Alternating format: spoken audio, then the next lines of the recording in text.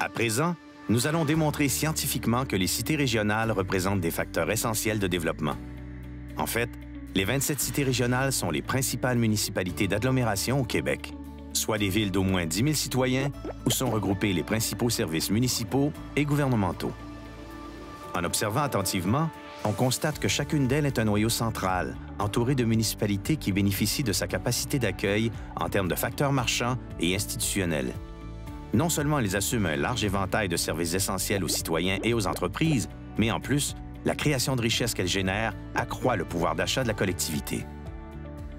C'est leur poids démographique, économique et social qui les positionne comme acteurs incontournables du développement au Québec. Voyons voir. Ensemble, elles regroupent près d'1 million de citoyens. Elles créent 11 % de l'emploi, dont 16 % dans le domaine manufacturier. Elles représentent 17 % de la valeur foncière industrielle et génèrent 31 % des investissements manufacturiers.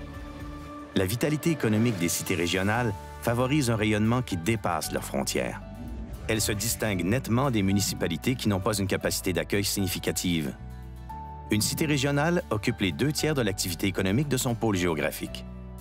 Si 94 % de l'investissement manufacturier est injecté dans les cités régionales, c'est parce qu'elles offrent un environnement propice à la création de richesses dont les entreprises ont besoin.